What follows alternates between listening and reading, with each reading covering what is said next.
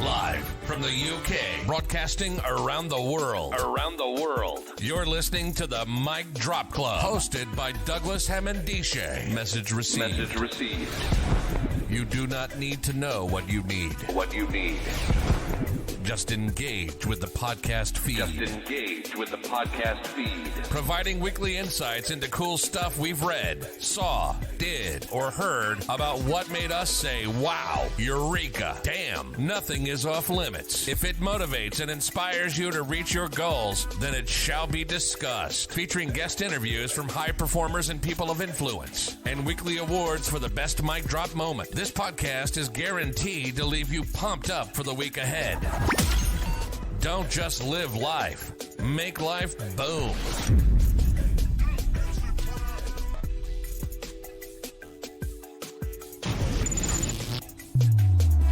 Hi everybody, Douglas Hammond-Dische from the Mic Ddrop Club. Today I'm blessed to have Uschi Baumann in the house to come down and talk to us all things related to leadership and motivation. She's got a very unique approach to delivering support for digital leaders and corporate leaders in terms of helping them show up with their most authentic self. So with no further ado, I want to introduce Uschi Baumann to the Mic Ddrop Club. Uschi, how are you doing? Thank you so much for having me, Doug. I'm very happy to be here and I'm fabulous. I'm really good.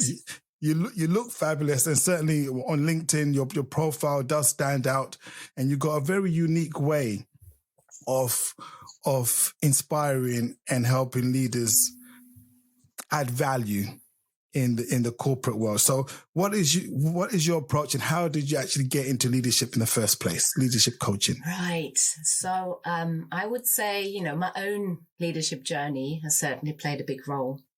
And I have always been one for providing value, providing a service, making a difference in the world.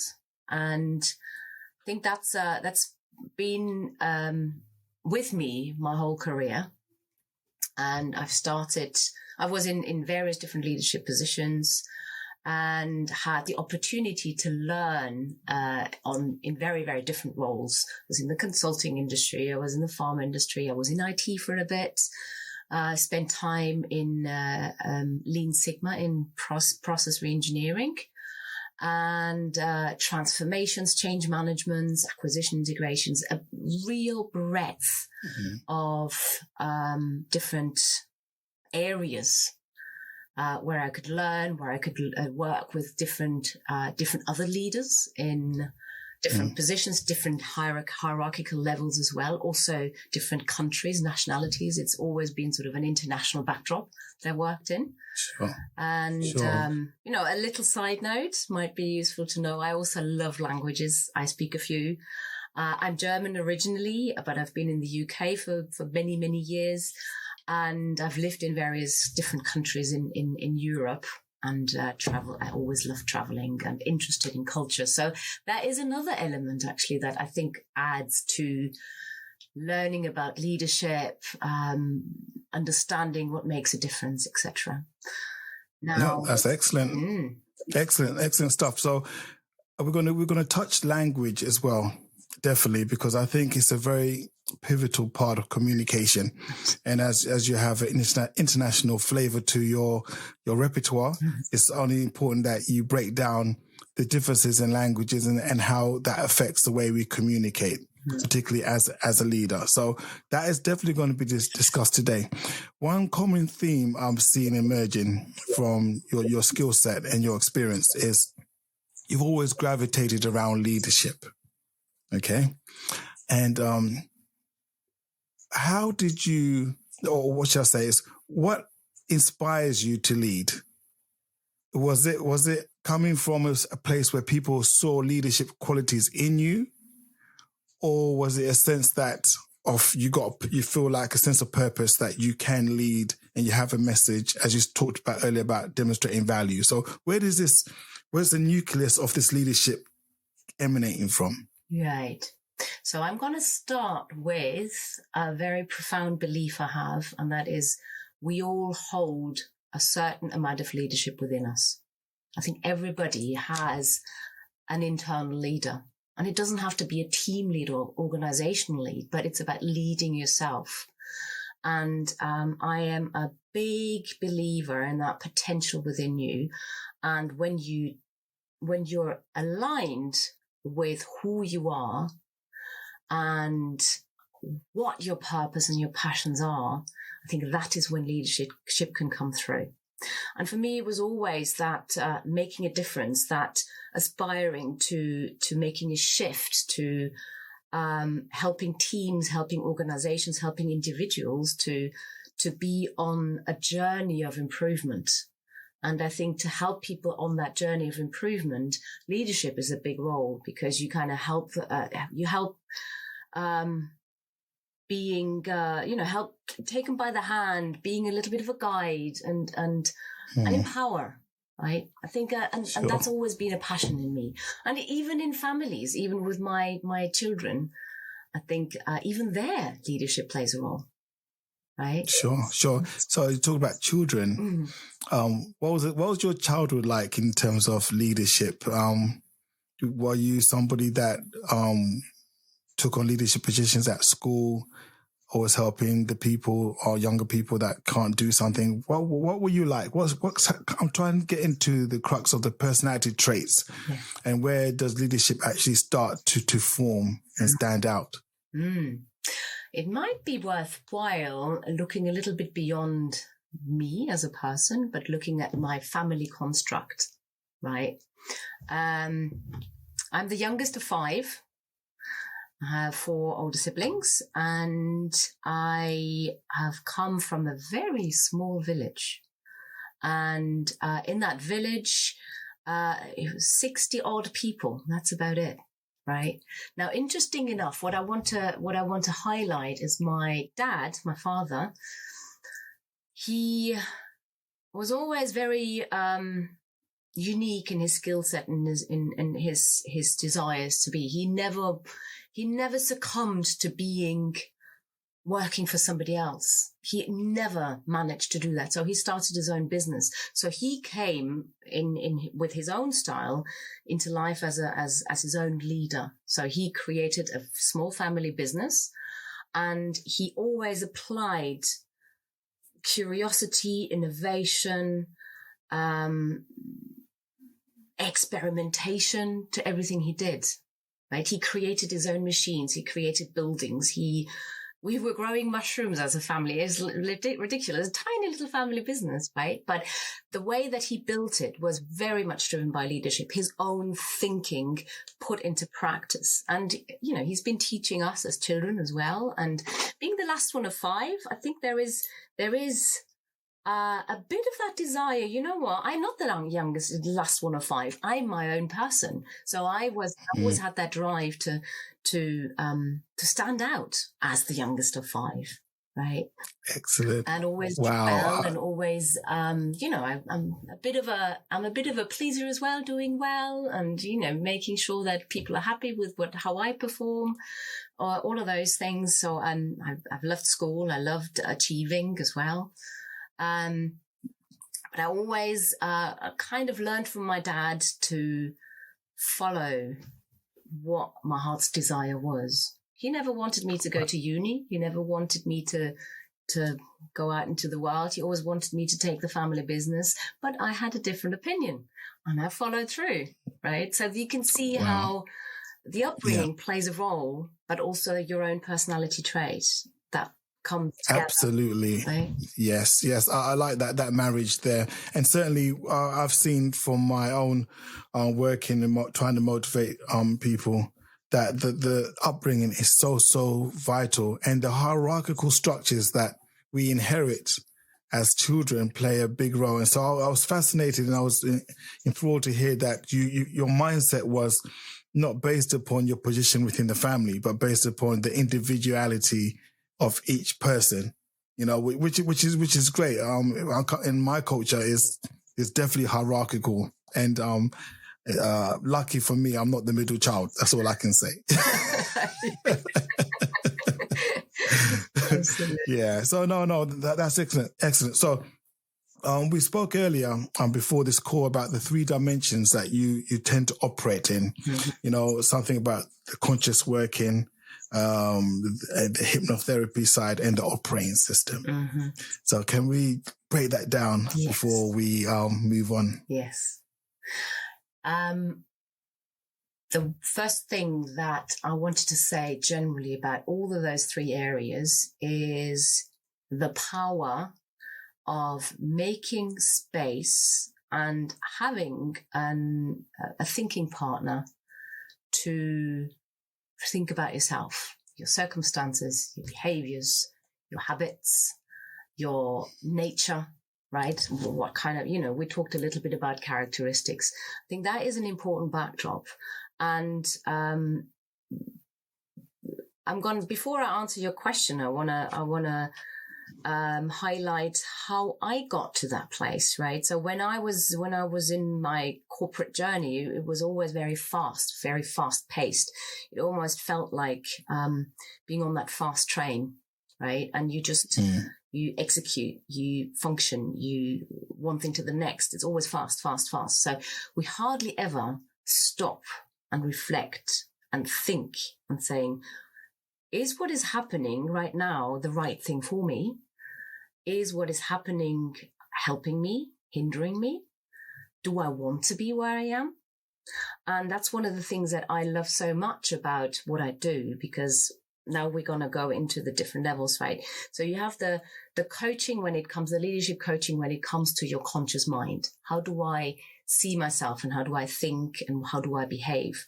Taking a moment and having somebody you can discuss that through, putting thoughts into words and being challenged and questioned how you think. And that way, taking that moment and actually stepping off that moving train and thinking and reflecting and saying, what do I want to do more of? What do I want to do less of? What can I try differently? What can I experiment with? So that is that conscious level of coaching, right? Excellent. Now, Excellent. Yes. And that middle level, that's a hypnotherapy level, right? It is all about the subconscious, right? So there is huge amounts of power in our subconscious because our subconscious keeps us safe, does things automatically without us realizing. Right. There is a good way that somebody said once, the conscious brain is a serial processor, one thing after the other. So the whole thing about multitasking just doesn't work because we process things seriously, consciously. Yeah. The subconscious, however, is a parallel processor.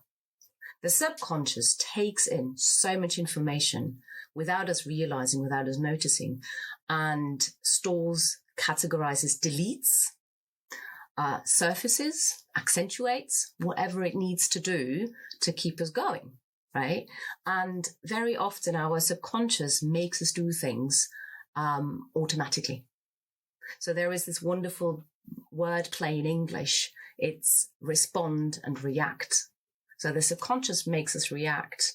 The conscious makes us more respond because we're more intentional about it. So when you think of hypnotherapy, and some of the techniques around that, you can bring in the subconscious in any change work that you might want to do. And that is really powerful because you have the conscious and the subconscious work together.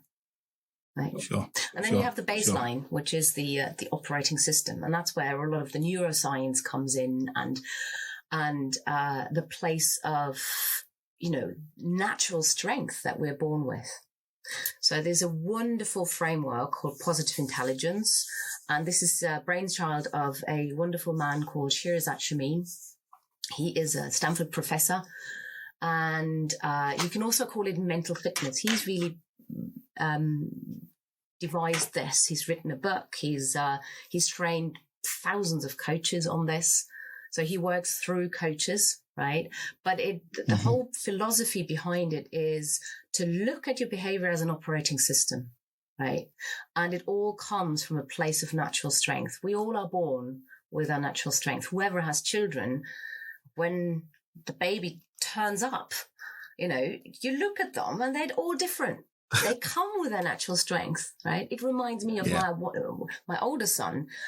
I had a name figured out for him. He was born and it's like, well, that name doesn't fit. So he was there as his own individual self with his essence, right? Now, as we grow up, that essence is what is most natural to us, right?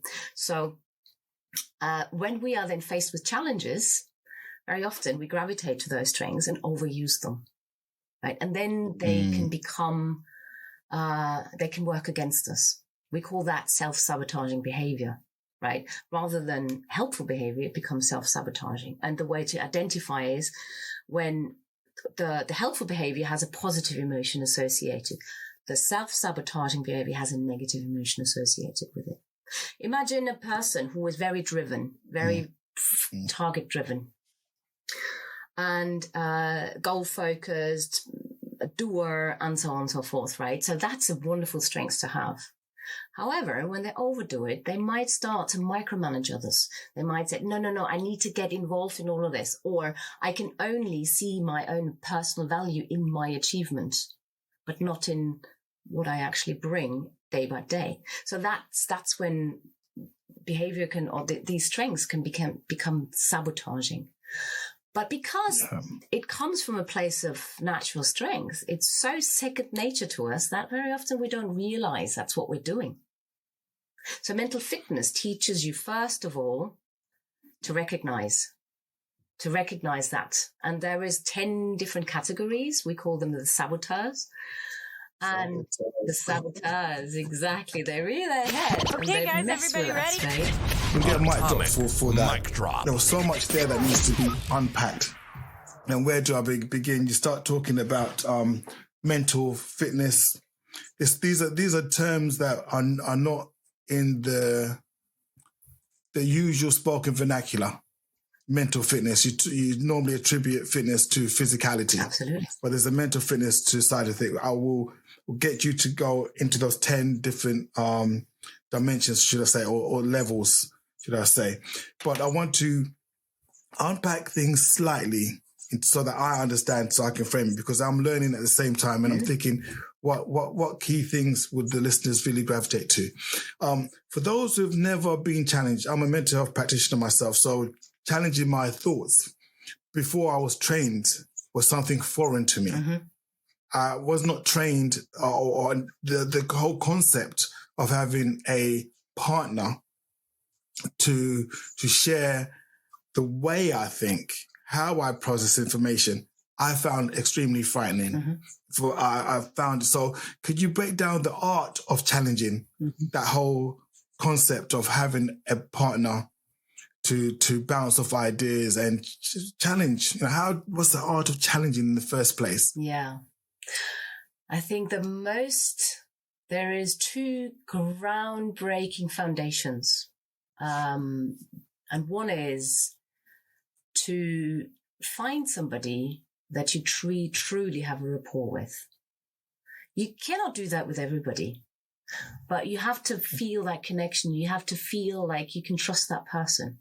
And there is an agreement that you do up front. And you say, what we discuss is 100% confidential. So whatever is in this, either physical or virtual room, stays in that.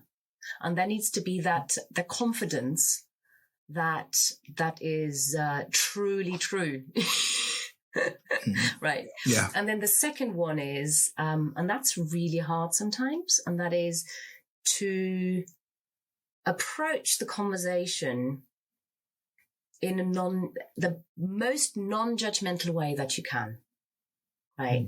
And that is sometimes, when you do these kinds of conversations with people that are very close to you, it is quite hard because you have an opinion, you know that person, you have an agenda, right? But when you work with somebody like a coach that you feel like you can connect with, that coach can take judgment away, because it is all about you and not about them. And it's about what you bring to the table. And then it's about truly listening. And very often we think we listen, but we don't. What we do is we We hear what somebody said, and then we start formulating, start making sense, start thinking, okay, what can I ask next? But it's about truly sitting, well, what the person actually says, and listening also requires not just the words, but how does somebody say something? What's that facial expression? What's that, that global listening? What's the feeling in the room? Even in a virtual room, you can get a feeling of what somebody says. And when you truly listen. Absolutely. And when somebody, sorry. Okay. And when somebody feels listened to, they feel heard, and they're more likely to open up. And then the art is about asking open questions, getting the person who brings a certain viewpoint to the table to maybe look at it from a different angle. Take a tree. When you look at a tree from the front, it has a certain shape. You go around it, you look at it from the side, it looks different. You look at it from behind, it looks different. From the other side, yet different, right? So those perspective shifts are very powerful, because it suddenly makes you realize, I have never considered it that way. And that way you Nor have I. And that's such an interesting analogy. And you get another mic drop for that one, because I walk my dog every morning and I look at trees, and it's funny enough, different perspectives. I like that a lot. So as we're still talking about this partnership between the coach and the individual being coached, one thing I can recall was when I was being coached was a fear that either I was going to upset the coach, and then when I flipped it on the other side, when I was coaching an individual around depression, anxiety, was I didn't want them to say anything that I felt I was going to be out of my depth. For example, if somebody got serious suicidal ideation, for whatever, just to take the worst case scenario, and you're supporting that individual, I found it really hard to let them be truly expressive. I was like, as long as if you're introducing words or terminologies that upsets my own value system about life in itself, I would struggle. So how do you go about reconciling all of these things in the moment whilst you're in conversation, playing both sides of the coin, should I say? Yeah.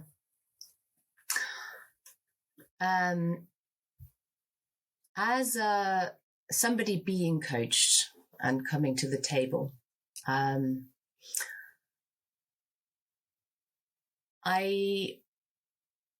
think it first of all comes down to rapport building. How much trust can you establish between each other? And then the second one, I think, is all about the upfront, we call it contracting, right? It's not about a written contract, but it's about what are we agreeing? What do we want the space to be, right? And as a coach, to really encourage the other person to say, whatever you say is fine, because you are at the center of what my concern is. It's about you. It's not about me. It's not what I think. It's about what you think. It's setting that atmosphere that takes out that fear of what might the other person think, because you give them the permission, so to speak, to be entirely themselves, right? That's beautiful. Yeah, that's very beautiful. The permission. And a lot of us take for granted that we do feel we require permission to be our true selves. Like when we tend to greet each other, it's always something very pleasant. How you doing? And you want to say something pleasant back. You feel you need permission before you say, no, I feel like crap. I feel like, and you don't get the permission. You courtesy trumps everything, isn't it? I'm fine. So do you find in language as well, just to weave that in, that different cultures have a different way of expressing words, or like even the pauses? Like I know the Western world, we tend to talk a lot. We don't give time. We don't really embrace silence in conversations. So people tend to feel like they have to fill in the gaps where somebody is pausing. It's uncomfortable. and other cultures maybe embrace it a lot more, and their words are formulated on the basis of how long they can pause to give something emphasis. So yeah, how do you see that playing out within the coaching conversations, and what interesting tales do you have? It's actually fascinating because there is a big element of where somebody comes from and how somebody expresses themselves and how they present themselves. I have a lovely example of a Spanish friend of mine. Whenever she has conversations with me or with other people, it almost feels like it's an argument. But it's not. It's the passion. It's you show your interest by interrupting each other, by jumping in, by being loud, by being, expressive. That's such a unique way. I'm not saying all Spanish people are like that, but I know quite a few that are like that, right? Whereas when you speak to somebody more from the Nordics, there is a lot more... almost a little bit more distance observed, and yes, I have to first sort of hear you and then digest what you said, and then I'm reflecting about how do I respond a lot more slowly, a lot more contained, a lot more it almost feels like thoughtful. It's not, right? The other thing's thoughtful too, but it's just a different style, right? Sure. So there is an interesting observations that I've got, and there are also, I think the other cultural thing is about, in some cultures it is a lot more important to preserve a certain surface, a certain aspect, a certain way of being perceived, where others are probably a little bit more. I'm just showing up as myself. Yeah. Sure. Because you speak a lot about authenticity. Yeah.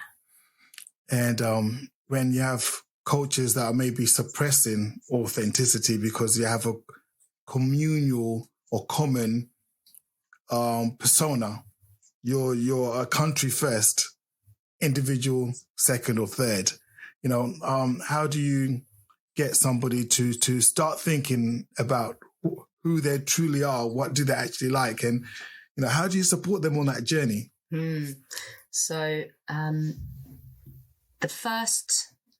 one of the first things I always love doing is getting people in touch with their personal values, what's truly important to them as a person. So that inner core, that those guiding principles that drive our behavior, truly drive our behavior. And what I find fascinating, while it sounds simple, but to really get people to get in touch with that is actually quite hard, because it's so second nature to us that we don't realize. And we find it very hard to give it a name, right? It's almost like it's a feeling. It's that underlying, am I in balance or not? But naming it is actually quite hard. But that is a good starting point for everybody to say, what is driving my intuitive behavior? Right. Sure. So when you see somebody say value system, or it could be belief system as well, I guess there might be. If you believe that the value system is working against them progressing in the corporate world, how much of, as a coach, how do you steer without taking over and being directive? How do you get them to feel that they have come up with the solution? Does it frustrate you when you see that this should value just switch? How do you approach that? Right. First of all, I think it's an interesting observation there, because we all try and make sense of situations. We all have in our minds have a solution for something, but it might not be the right solution for the person who we're actually talking to, right? So for them, reality might look very different. We can't look into their heads. They know themselves best, although it's very hard sometimes to pinpoint. Now, when somebody is in an environment where they are not aligned with their values, the first thing I'd like them to do is to recognize that. By first of all saying, these are my values. And now think about what is happening right now. Which ones of those values might be compromised here? And what does that do to you? What results does that have? How does it make you feel? And what would you like it to be instead first? Right? It's not what is right for me. It's what is right for them. Sure. A general observation I have is when somebody is in an environment where their values are compromised, they're in the wrong environment. It's not about changing them. It's about being true to yourself and looking at what can you change, either influence the environment or possibly look for a different one. I'd always think there are three choices we have. Either we don't do anything, but then where does it take us down the line? But it's a conscious choice. If we want to do that, that's our conscious choice. Or you look at, what can I do? How do I change myself to influence where I'm at? Or do I move away? Okay, guys, everybody ready? Atomic. And then on that note, you're getting another mic drop. Most definitely. Yeah. You always have a choice, Uschi, right? You always have a choice. So much trauma pertaining to mental health comes from people being in environments that are not conducive to their own values, principles, and beliefs. I see it all the time, particularly with young people who are sometimes forced to go into professions that they don't truly want to do, or are denied the ability to truly express who they are. Yeah. You know, it causes so much heartache. You know, it's not a medicinal cure for that at all. I'm very conscious of covering. There's so much stuff that we can unpack, but we also talked about neuroscience, right? I wrote down something here very quickly. It's a challenge, really. Is it the self or your cells that play a bigger part in how you think, act, respond? You know, is it the self or your cells? I think they're intrinsically connected, right? Wow.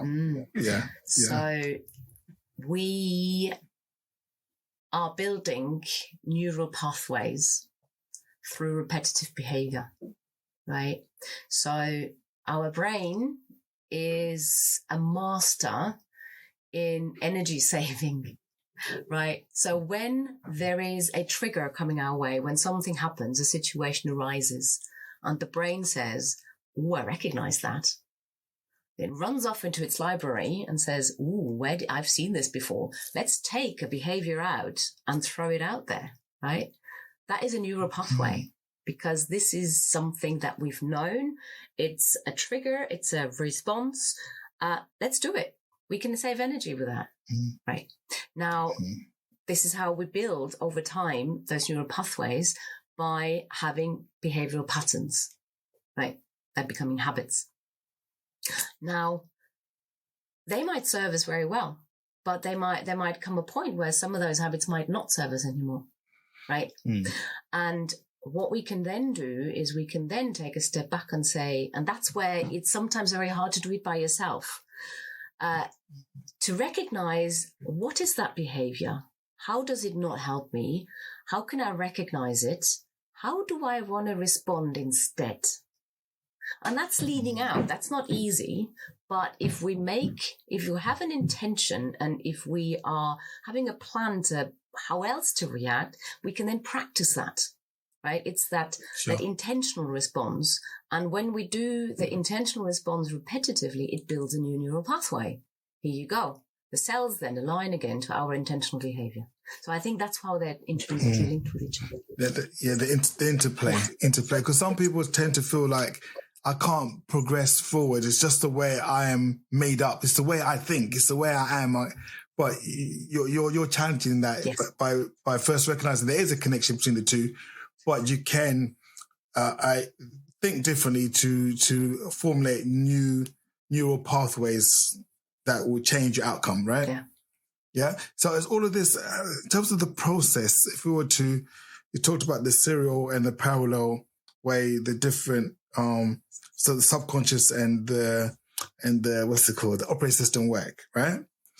How long would it take? There's some people say it takes 28 days to formulate new habits, new pathways. Do you subscribe to that, or do you think it takes a longer period of time? I think you can make a shift within 6 to 7 weeks. So in the mental fitness framework, we say to consciously work on changing some of those behaviors, 6 to 7 weeks gets you started to make a change. But then it becomes a lifelong process to maintain and to continue. It's a journey. It's a choice again that we make to go on a journey, right? So 6-7 weeks from that concept is a good start to really have those neural connections made. And this is something that I haven't done the research. I am taking that, and thank you to Positive Intelligence for providing loads of research on that. But that's their experience. But it is a lifelong journey.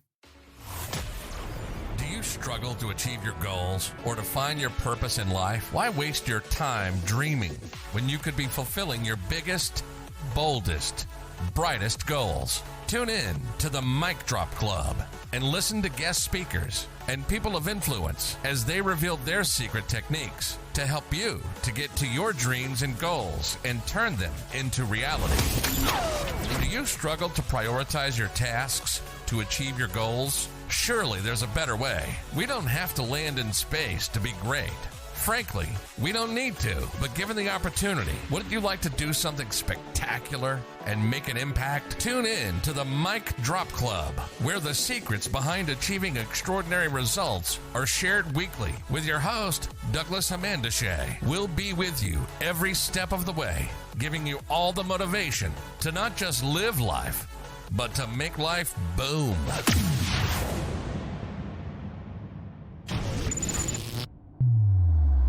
I'll ask you a question in terms of the success metrics. When you're coaching somebody, and obviously these are maybe high-powered individuals, very aspirational individuals, they might say a successful outcome for me is to be made CEO. What does success look like for you when you're coaching them?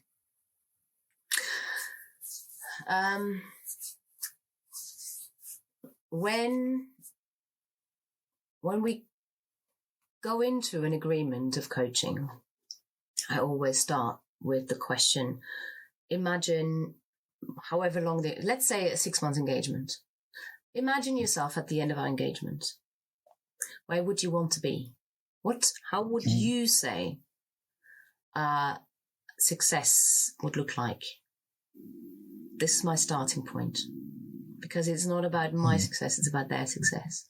So I always try and engage that from them and keep that in the back of our minds. And even in each session, I always ask, so we have an hour, 45 minutes, whatever time we have, where do we want to land today? And that's how I sort of measure, based on their feedback. Sure. And what does that give you personally when you see them progressing? How does it make you feel as, when you see somebody put into practice or going through a change and transformation as the observer and the contributor to that? How do you feel inside? Oh gosh, I have fireworks go off, honestly. I totally do. So one of my personal values is service. Service is belonging and is trust. Those are my 3 key personal values. And, when I can provide a service and I see it is gratefully received and there is that trust and there is that partnership, it self-actualization comes to mind. Right? Sure, that's my. Sure. I can see that. I sometimes walk out and I say to my children, I can't believe I get paid for this. No, it's fabulous. And no, as you're talking through your own values, your eyes are lighting up, and I can see it means so much to you. I wonder, before we kind of wrap up, we need to go through the 10. Yes. I'm very aware that we need to go through the 10. Yes. So can we go through the 10? Was it 10 steps? 10 saboteurs. The sabotaging. 10 saboteurs, right. So I've got visual. I'm a visual person, if that even exists. But I like to draw pictures, mental pictures. Yes. So there's 10 baddies that are coming in to mess things up. What are they? Yeah. So the ultimate culprit is our internal judge. Right? We all know we have a self-critic, but it just doesn't stop there. We don't just criticize ourselves. We're judgmental about others, and we're also judgmental about situations. It's the first one, right? So we judge situations as well. So recognizing when we're judgmental, that's the first one. That's the first culprit. And that is a universal one, shows up in different ways, shapes and forms. Some of our internal judges might be very loud. Some might be aggressive. Some might be arrogant. Some might be subdued, but sneaky. You know, different ways, shapes and forms. It's about recognizing your style. Then the judge pulls in from another set of 9 saboteurs. Usually we have 2 or 3 dominant ones, but ultimately speaking, each one of them plays a role in all of our lives, but there are some more dominant than others. And that goes back to the strengths that we bring to the world with, right? And that we foster over time. The first one is avoider, right? So an avoider is about sticking to harmony, is about not rocking the boat too much, and then avoiding the extreme negative, but also the extreme positive, because you kind of have to contain yourself within, right? So the avoider. The next one is the controller. Controller is all about my way or the highway, right? They are very often, that's a very strong leadership component. The strengths behind it is about determination, about action orientation, goal focus, rallying troops. But when the controller goes overboard, it's almost like an anxiety-based sense of controlling, having to control. No. I've got to get involved. No, it's not going my way now. And that way you're actually damaging your relationships, right? That's a controller. Then we go to the hyperachiever. The hyperachiever sees their value in what they achieve. So again, they're very, very goal orientated and are very dedicated and making things happen. But there is only value in actually reaching the goal. So the journey is forgotten. It's almost like a bit, the imposter can rear its head there, right? Oh my God almighty. I'm here myself. Oh my God. Yes. Keep going. That's the hyperachiever. Then we go to the hyper-rational. The hyper-rational is about facts, it's about figures, it's about data. No science has got to prove it. So emotions of ni fu ni fa, that's not important. It's about facts, right? That's the drive. Very, very analytical.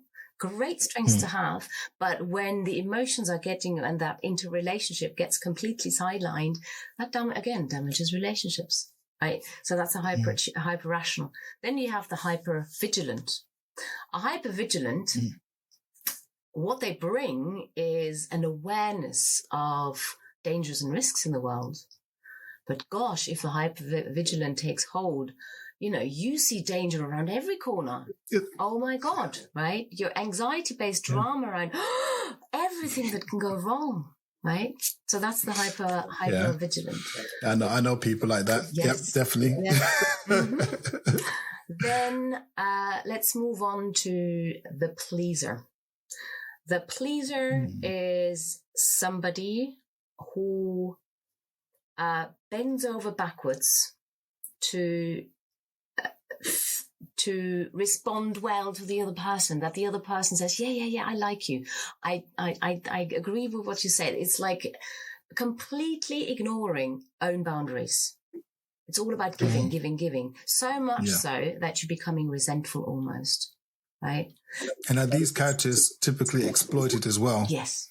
Or at risk of being exploited because they're so into pleasing others. Yes. And these pleasers tend to are very empathetic people, very emotionally intelligent. So that connection with other people is very strong there. But you're absolutely right. There is that danger of just going overboard with it. Yeah. Then So the next one is the restless. The restless is, I always think of the bee going from flower to flower, right? So the next flower is always a little bit more interesting. The next flower is always a bit more interesting. So you try something new, you have the incredible curiosity and desire to do different things. Yet when it becomes that little bit too monotone, you move on to the next thing. So you don't stick with something. Again, you can sell yourself short massively, right? When you're moving on too quickly. And then we have probably the one that is most well known. And I'm just double checking that I haven't forgotten one in the heat of the moment. Sure enough. I'm just stunned. I'm just completely like, oh my God. What happens if you get hit with all 9 at the same time? Oh my goodness, yeah. So there's 2 more. Imagine. There's one is the stickler. Let's go very quickly. The stickler is about perfectionism. It's about all T's crossed, all I's dotted, always. We've got to give 120%, not just 100, right? But you get so lost in the detail that very often you forget the big picture. They're very, very protagonist, and very, reliable people, and they like structure and process, but they can just get lost in the detail. And then the last one that is the most well-known is the victim, right? The victim is, they're very emotionally sensitive, very well tuned into the other person, but there is that tendency to say, oh, poor me. It's always me that it happens to. Why? It's almost like a martyr streak to it. It's like the world is against me. Right. So that's probably the most well-known. And what I've noticed actually is when people do have those strengths that are great strengths, but then you say there is a victim trait, people get very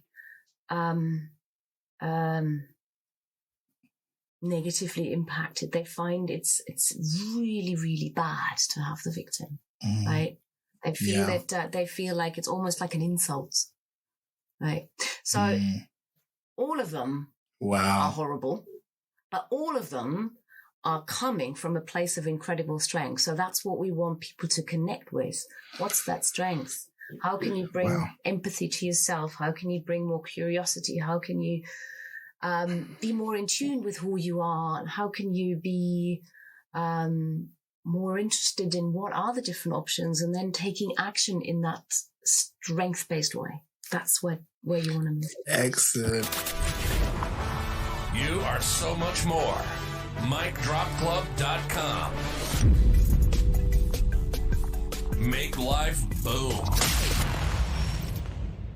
Uschi, you've certainly blown my mind. You've lifted the hood of what I thought I understood about this whole world of coaching, but your unique way of presenting your technique, I would say, is fascinating. I'm sure the listeners will rewind and play back those 10 protagonists, should I say, that come in to challenge our perception of our perceived strengths that we are born with. We're all born with this innate strength.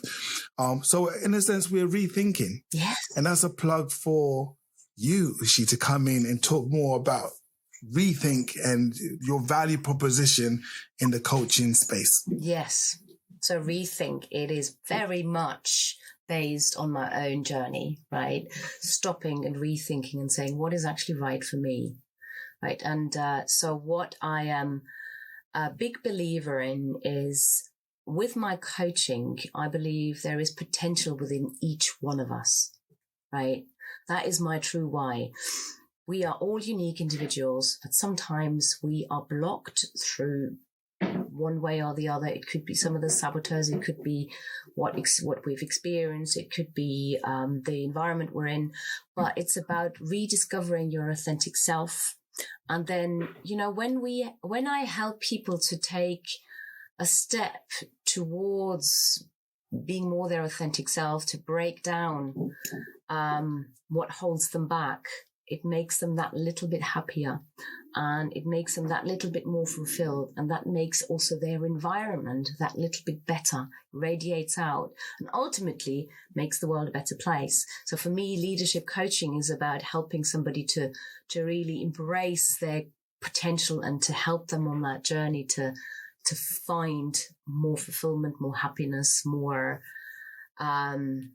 getting up in the morning and saying, I'm looking forward to today. That's what I love. Sure. And brilliant. And we needed a lot more of that in this world. So how can people get hold of you, Uschi? How can they reach out to you, find out more information, connect with your services? Yes. So I have a website called rethinkcc.co.uk, Rethink Coaching and Consulting. You can find me on LinkedIn, just with my name, Uschi Baumann. And I am also on Instagram, which is uschi.rethinkcoaching. I'm also on Facebook. And I'm most active on LinkedIn. So that's probably the best way to get hold of me. And just DM me if you're interested to find out a little bit more. I'm posting twice a week generally. With children, I can't do more than that, but I do try and post twice a week. So read up what I have to say. If that resonates with you, come talk to me, and be very happy to just have an initial conversation.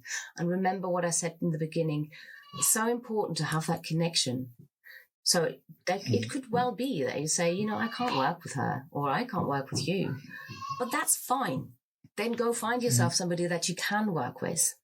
But it's that initial contact that's very important to say, what is it, what we're trying to do? Can we work with each other? And then what can success look like? And then you can talk about, so what could an agreement and a construct look like? And then I pull from the different tools that I've got to make it right for the individual.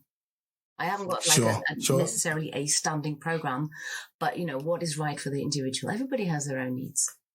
Yeah. No, and that's the great stuff, and certainly something I picked up from this conversation, that you have this individualistic view on how you deliver support and coaching to individuals. One more time, on behalf of Mic Ddrop Club, I will say, Uschi Baumann, you've been excellent. You've like I said, you've blown the covers. You've cleaned the cobwebs out. I'm seeing life from a different set of optics now as well, and that's the good thing. It's infectious, because you're coming from a place of authenticity to provide value, to make other people reconnect with themselves. And this whole collaborative partnership approach, framing it in that way and delivering that way, I certainly salute you. So thank you very much, Uschi. Thank you very much. I could talk for hours more. There are so many other things that I could have brought in, and I love the conversation. The time flew by in a flash, honestly. I really enjoyed it. You made me feel so comfortable and so welcome here. I really, truly enjoyed this. No, good, fantastic stuff. And possibly part two. I'm thinking. Thank you for listening. Part two. There's so much stuff to break down. Don't forget to check out micdropclub.com and get the show notes and useful links. Subscribe to the podcast. Don't just live life. Make life boom.